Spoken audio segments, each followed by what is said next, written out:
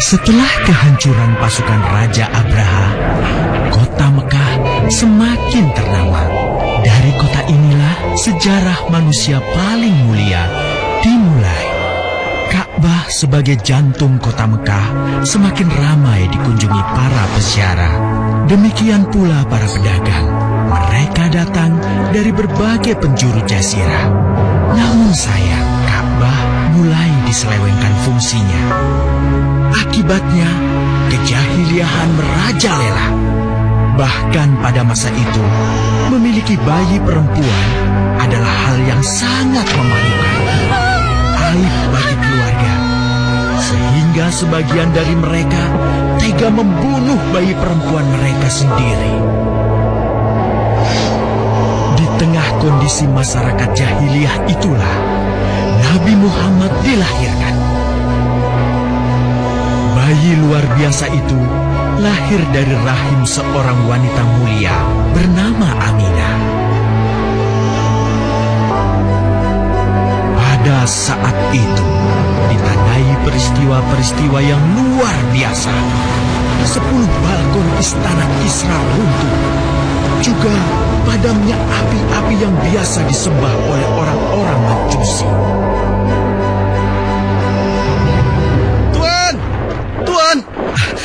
Tuan Abdul Muthalib, ada kabar gembira.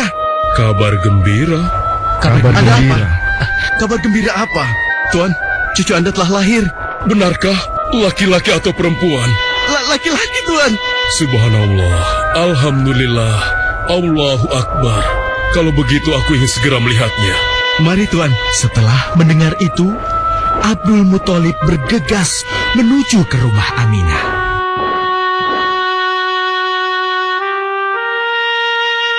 Ah, cucuku, kasihan engkau terlahir yatim.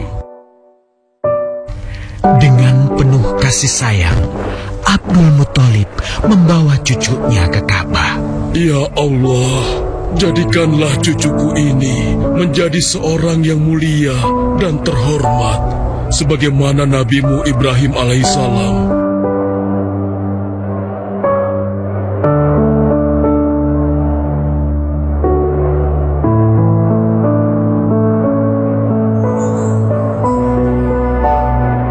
Siapa namanya, Ayah?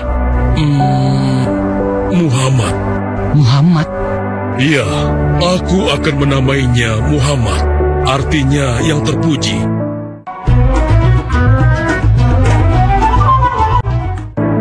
Kehadiran Muhammad kecil sungguh memberi kebahagiaan. Tidak hanya bagi keluarga Bani Hashim, bahkan seluruh kabilah suku Quraisy menyambutnya dengan sukacita. Kemudian Abdul Muthalib mencarikan ibu susu bagi Muhammad kecil. Kita sudah berhari-hari mencari anak susuan yang dari situ kita akan mendapatkan imbalan yang cukup. Namun hingga saat ini belum juga kita dapatkan. Ya, istriku, aku mengerti. Apa kita terima saja bayi yatim itu? Muhammad maksudmu? Iya, cucu dari Abdul Muthalib. Kasihan dia. Hampir semua teman-teman dari rombongan kita tidak ada yang mau menyusuinya karena tidak ada harapan untuk mendapatkan imbalannya dari ayah bayi itu. Betul juga engkau, istriku. Kasihan anak itu. Aku mendukungmu jika engkau susui dia. Mudah-mudahan Allah memberikan keberkahan bagi kita. Halimah segera mendatangi Abdul Muthalib. Dia bersedia untuk menjadi ibu susu dan pengasuh bagi Muhammad kecil. Betapa gembira Abdul Muthalib mendengarnya. Halimah dari Bani Sa'ad itu akhirnya dipercaya Abdul Muthalib untuk mengasuh cucunya 2 tahun lamanya. Ayo istriku, kita berangkat sekarang. Sebentar lagi suamiku. Insya Allah kita berangkat sampai anak ini kenyang. Kalau begitu, aku lanjutkan berkemas-kemas dahulu. Hah?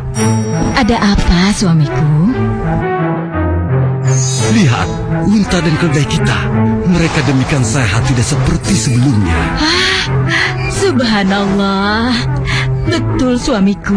Tidak seperti kemarin. Demi Allah, Engkau tidak salah memilih istriku.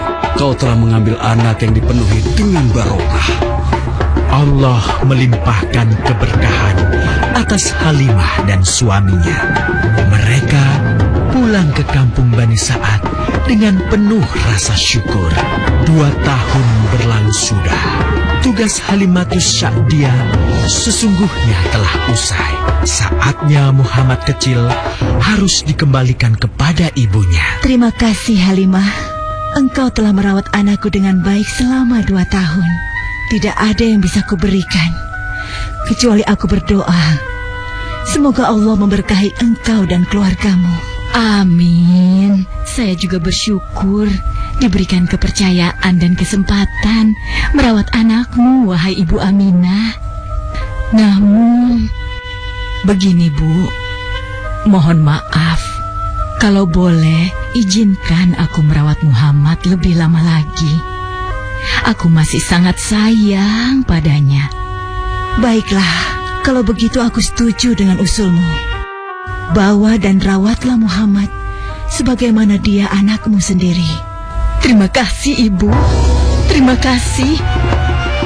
Begitulah, Muhammad kecil kembali ke tengah-tengah Bani Sa'ad. Ia tumbuh menjadi anak yang memiliki banyak teman karena kemuliaan akhlaknya. Tatkala berusia sekitar 4 tahun, terjadilah suatu peristiwa. Muhammad, Bu!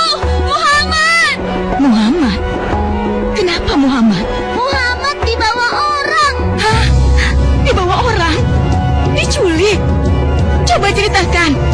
Ketika kami tengah bermain, tiba-tiba ada orang dewasa datang. Dia langsung membawa pergi Muhammad dan membunuhnya. Hah? Membunuhnya? Ya Allah, di mana? Di mana? Antarkan ibu ke sana.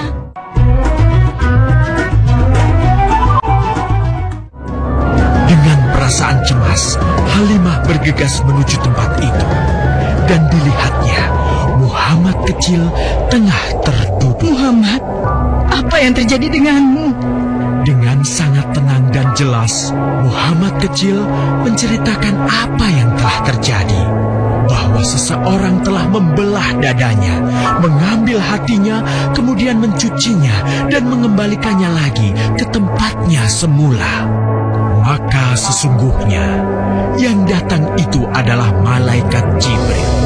Dia ditugaskan Allah untuk mencuci hati Rasulullah sehingga bersih dari segala kecenderungan setan. Subhanallah, sungguh anak ini bukanlah anak sembarangan. Sebaiknya aku kembalikan saja kepada ibunya. Peristiwa itu membuat Halimah sangat khawatir. Maka bergegaslah Halimah mengembalikan Muhammad kecil kepada ibunya. Menginjak usia yang ke-6 tahun, Muhammad kecil diajak ibunya untuk berziarah ke makam ayahnya, Abdullah di Yastrib.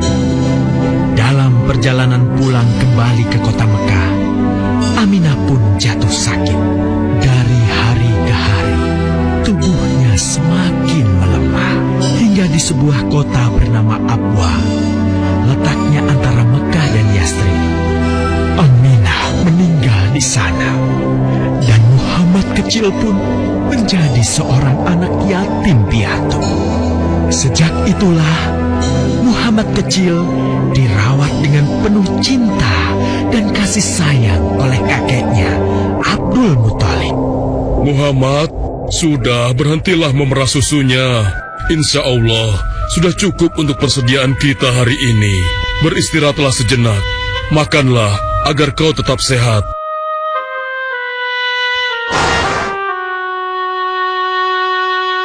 Ya Allah, betapa mulia akhlak cucuku ini. Namun, kasih sayang Abdul Muthalib tidak berlangsung lama. Saat usia Muhammad 8 tahun, Abdul Muthalib, kakeknya yang sangat menyayanginya itu, meninggal dunia. Kemudian, pengasuhan atas Muhammad pun beralih ke pamannya, Abu Thalib. Muhammad kecil tahu betul betapa sayangnya pamannya kepadanya. Di mana Muhammad? Ia tengah mengembalakan kambing milik salah seorang penduduk Mekah, suamiku. Sejak kapan dia keluar rumah? Sekitar waktu subuh tadi. Subhanallah, betapa baiknya akhlak keponakanku ini. Ya Allah, maafkan ketidakmampuanku mencukupi kebutuhan keponakanku. Sayangi dan berkahilah dia. Jadikanlah dia orang yang mulia di antara manusia. Hingga saat usia Muhammad menginjak 12 tahun, pamannya Abu Thalib mengajaknya berdagang ke Syam. Sampailah mereka di satu daerah bernama Busra. Saat mereka beristirahat, datanglah seorang pendeta menghampiri. Wahai saudaraku, selamat datang di Busra. Tampaknya kalian bukan orang sini. Dari manakah kalian berasal? Terima kasih saudaraku, kami datang dari Mekah. Lalu, siapakah gerangan anak ini? Ini adalah keponakanku, Muhammad namanya. Apakah engkau bertanggung jawab atasnya, Tuan? Ya, Kemana ayahnya? ayahnya sudah meninggal sejak ia masih dalam kandungan. Oh, apakah kini dia yatim piatu? Benar, Aku sungguh beruntung bertemu dengannya. beruntung. Beruntung apa? Sungguh, keponakanmu ini adalah orang yang sangat istimewa. Oh ya? Ya, dia adalah seorang nabi, seorang utusan Allah. Bagaimana kau tahu hal itu? Aku tahu karena aku seorang pendeta, dan berita kedatangan dia sebagai seorang utusan Allah sudah disampaikan di dalam Injil. Bahkan aku pun bisa mengetahuinya dari cincin kenabian yang berada di bagian bawah tulang rawan bahunya yang menyerupai buah apel sebagai tanda kenabiannya. Begitulah pendeta bernama Bahira menyampaikan kepada Abu Thalib perihal kenabian Muhammad. Ia berpesan agar menjaga baik-baik keponakannya itu, karena Muhammad kelak di suatu saat nanti akan menghadapi banyak gangguan dan rintangan. Istriku, Muhammad sudah berusia 25 tahun. Aku pikir sudah saatnya dia untuk menikah. Betul, suamiku. Namun, dengan siapakah dia akan kita jodohkan? Kemarin Khadijah mengirimkan utusannya dan menyatakan keinginan Khadijah untuk menjadikan Muhammad sebagai suaminya. Hah? Khadijah? Khadijah yang mulia itu? Betul, istriku. Khadijah yang selama ini mempercayakan barang perniagaannya kepada Muhammad. Kenapa dia memilih Muhammad? Ya, Khadijah mengagumi kejujuran dan kebaikan akhlak Muhammad. Menurutmu sendiri bagaimana? Aku pikir Khadijah adalah wanita terbaik bagi Muhammad. Kita akan melamarnya. Tepat di usia 25 tahun, Nabi Muhammad menikahi Khadijah yang berusia 40 tahun. Dari pernikahan itu, mereka dikaruniai Allah 6 orang anak. 2 laki-laki adalah Al-Qasim dan Abdullah. Sedangkan putrinya adalah Zainab, Ruqayyah, Ummu Kulsum, dan Fatimah. Namun, kedua putranya itu telah meninggal semenjak mereka kecil. Suatu ketika, terjadilah banjir besar di kota Mekah. Kabilah-kabilah di kota Mekah pun bergotong royong membangun kembali Ka'bah. Setelah pembangunannya selesai, terjadilah perselisihan antara pemuka kabilah tentang siapakah yang paling pantas meletakkan Hajar Aswad di Ka'bah. Abu Thalib, apa yang harus kita lakukan? Kita sudah bicarakan hal ini selama 5 hari, namun tidak ada titik temu. Aku khawatir akan terjadi pertumpahan darah. Sudah, begini saja. Kita sepakati bahwa masalah ini kita serahkan kepada takdir terbaik. Lihat pintu masuk Ka'bah itu. Siapapun yang pertama kali akan melewati pintu itu Dan siapapun dia, kita tidak boleh menolaknya. Setuju? Aku juga setuju. Baiklah, aku setuju. Aku juga setuju. Baiklah, kita perhatikan bersama. Tidak lama setelah kesepakatan itu, atas izin Allah, Nabi Muhammad menjadi orang pertama yang memasuki pintu menuju Ka'bah. Alhamdulillah, segala puji bagi Allah. Ternyata Muhammad, dan memang dia adalah orang yang tidak pernah kita temui ada celah. Betul? Betul. Ya, Betul. Nabi Muhammad pun menerima kepercayaan itu. Dengan kebijaksanaannya, Nabi Muhammad meminta sehelai kain, lalu meletakkan Hajar Aswad di atasnya. Nabi Muhammad mempersilahkan seluruh pemuka kabilah untuk memegang ujung-ujungnya dan mengangkatnya secara bersama-sama. Setelah sampai pada sudut Ka'bah, giliran Nabi Muhammad meletakkan Hajar Aswad di tempatnya semula. Terhindarlah perpecahan di kota Mekah. Meskipun demikian, kegelisahan masih terus menggelayuti hati Nabi Muhammad. Kejahiliahan ada di mana-mana. Kezaliman dan kemaksiatan terus berlangsung. Ia tak habis pikir. Nabi Muhammad mulai merenung dan menyendiri untuk menghindar dari perilaku jahiliyah. Nabi Muhammad memilih tempat di sebuah goa di atas bukit sekitar Mekah. Goa Hiro. Dari mulut goa itulah Nabi Muhammad bisa memandangi kota Mekah yang dicintainya dengan pandangan yang lebih luas. Hingga suatu ketika, sesuatu yang tidak pernah terbayangkan sebelumnya terjadi. Tiba-tiba, goa itu menjadi terang benderang. Kemanapun arah mata melihat, di sanalah cahaya itu ada. Itulah malaikat Jibril. Jibril berkata, "Bacalah." Dengan gemetar, Nabi Muhammad berkata, "Aku tidak bisa membaca." Malaikat Jibril lantas merangkul Nabi Muhammad SAW dengan kuat hingga nafas beliau sesak. Seraya berkata lagi, "Bacalah."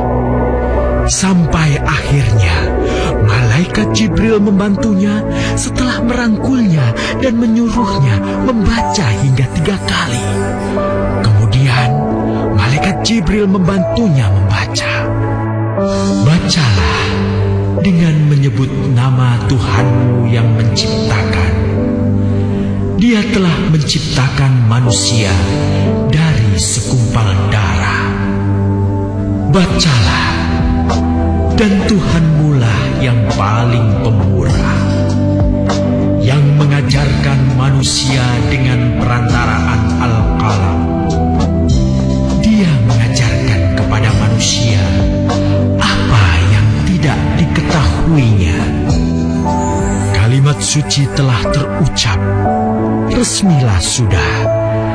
Dari dalam Goa Hiro, Allah mengangkat Nabi Muhammad SAW sebagai penuntun dari kegelapan menuju cahaya, dari keburukan menjadi kebaikan, dan dari kesengsaraan menuju ke keselamatan.